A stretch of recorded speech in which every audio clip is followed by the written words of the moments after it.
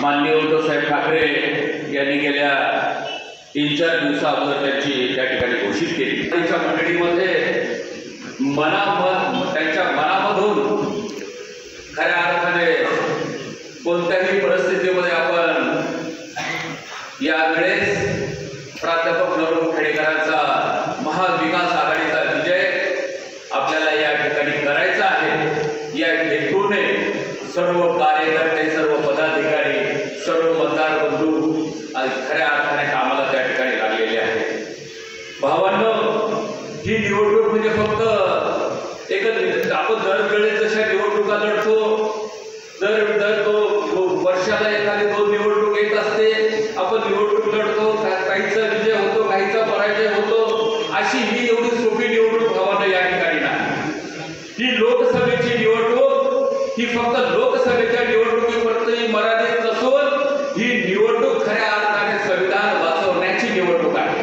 ही निवडणूक खऱ्या अर्थाने लोकशाही वाचवण्याची निवडणूक आहे आणि या निवडणुकीमध्ये सिद्ध होणार आहे की खऱ्या अर्थाने संविधान वाचवणाऱ्याच्या बाजूने खऱ्या अर्थाने कोण आहेत आणि संविधानाच्या विरोधात की जे मनुस्मृतीला मानणारे लोक कोण त्या ठिकाणी आहेत, या संदर्भातली मनुस्मृती आणि संविधानाच्या विरोधातली ही निवडणूक त्या ठिकाणी आहे आणि त्यामुळे खऱ्या अर्थाने भावांनो आपल्या सर्वांची जबाबदारी होऊन ठेवते की आपण खऱ्या अर्थाने संविधानाच्या बाजूने असलं पाहिजे, आपण खऱ्या अर्थाने लोकशाहीच्या बाजूने असलं पाहिजे, आपण खऱ्या अर्थाने समता, न्याय, बंधुत्व हे जे बाबासाहेबांनी जे तत्व दिले त्या तत्वाच्या आधारे आपण त्या तत्वाला मानणारे व्यक्ती आपण त्या ठिकाणी असलो पाहिजे।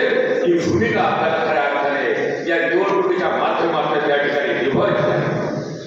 या महाराष्ट्र देशामध्ये आदिलशाही असेल, मोगलशाही असेल, कुतुबशाही, निजामशाही, ज्या खऱ्या अर्थाने हुकुमशहाला प्रवृत्त करणाऱ्या ज्या राज्य आपल्या देशात राज्यात त्या ठिकाणी होते, छत्रपती शिवाजी महाराजांनी या हुकुमशहाला खऱ्या अर्थाने गाडून त्या छत्रपतींनी केलं आणि छत्रपतीच्या त्या राज्याच्या अनुषंगाने संविधानाच्या वाचवण्याची खऱ्या अर्थाने भावना या ठिकाणी ही गरज आहे।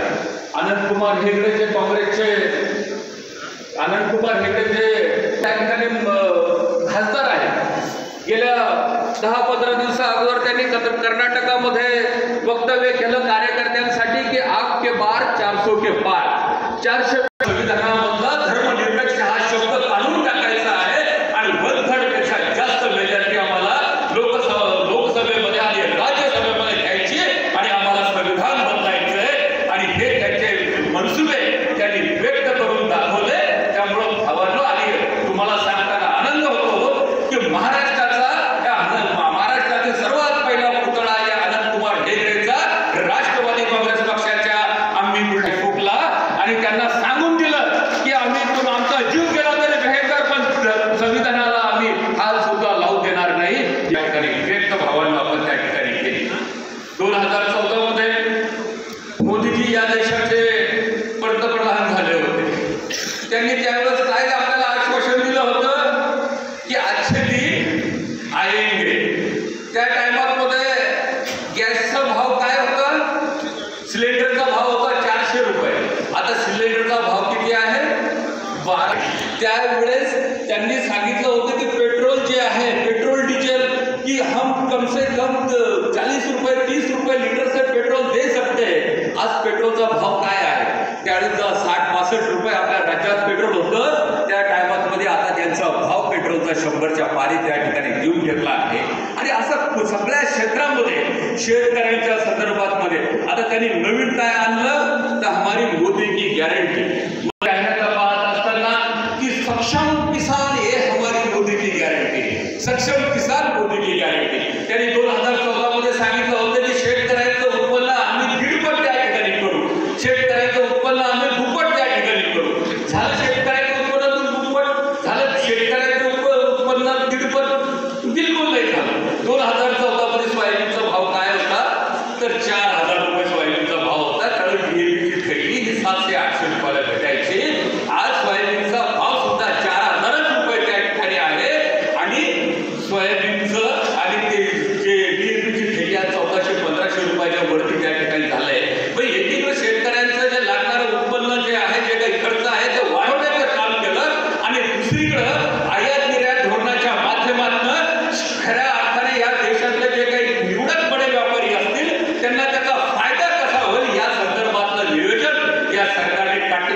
चांगल्या पद्धतीने केलं आणि आता म्हणे देशाचा सक्षम शेतकरी. मध्यंतरी तुम्ही पाहिलं की पंजाबच्या शेतकऱ्यांवरती 1 वर्षभर त्यांनी संघर्ष केला, त्यांच्यावरती गोळे मारण्यात आले, त्यांना त्याची लाठीचार्ज करण्यात आले. आताही ते सब शेतकरी खऱ्या अर्थाने संघर्ष करत आहे, परंतु या सरकारला मात्र थोडाही त्यांचा हे घ्यायला तयार नाही किंवा त्यांना नमायला सुद्धा तयार नाही. कारण त्यांचे जे बडे लोक आहेत, आदानी असतील, अंबानी असतील, यांनी जे फंडिंग त्यांना केलं ते अजेंडा त्यांना खऱ्या अर्थाने राबवायचा आहे. आणि भावानं सगळ्या क्षेत्रांमध्ये फेल झालेलं हे सरकार त्या ठिकाणी आहे आणि खऱ्या अर्थाने आपण सर्वांनी एकत्रित येऊन त्या ठिकाणी पाहायचं आहे. त्यांचे काय एक्झॅक्ट पोल वगैरे काय दाखवतात ते सांगण्याचं काम करतात. मग जर 400 पेक्षा 400 खासदार जर त्यांचे निवडून येत असतील तर मग त्यांना शिवसेना फोडायची काय गरज पडली, त्यांना राष्ट्रवादी फोडायची काय गरज पडली, आणि एवढ्या पण त्यांना भागलं नाही तर त्यांना मग अशोक चव्हाण फोडायची काय, काँग्रेसचे अशोक चव्हाण फोडायची गरज. भावानं हे फक्त गुडगजाळ त्या ठिकाणी आहे. या देशातला शेतकरी असेल, या देशातला शेतमजूर असेल, या देशातला उपेक्षित घटक असेल, या देशातला तरुण असतील, हे सगळे लोक या शेतकऱ्यांनी या सरकारच्या विरोधात त्या ठिकाणी आहेत. आणि खऱ्या अर्थाने हे सगळे लोक चंग वागून या लोकांना कायमस्वरूपी गुंडाळण्याच्या मनस्थितीत लोक आहे. फक्त गरज आहे आपल्या ज्या महाविकास आघाडीच्या पदाधिकाऱ्याला एकत्रित हातात हात घालून खऱ्या अर्थाने हे जे काही 15-20 दिवस असतील ते 15-20 दिवस मेहनत करायची, नंतर पुंग्या फोडल्या जातील. हे इकडं काम करून राहिले, ते त्याचं काम करून राहिले, हे याच्यावर नाराज आहे, त्याच्यावर नाराज, हे सगळे विषय तुम्ही डोक्यातून काढून टाका.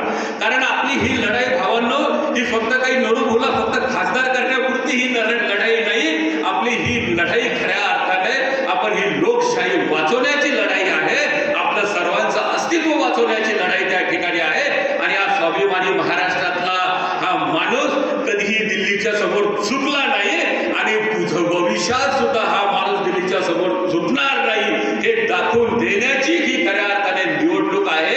आणि आपल्या राष्ट्रमाता बाळासाहेब जिजाऊंच्या जिल्ह्यातला खासदार हा आमचा संविधान वाचवणारा खासदार आहे.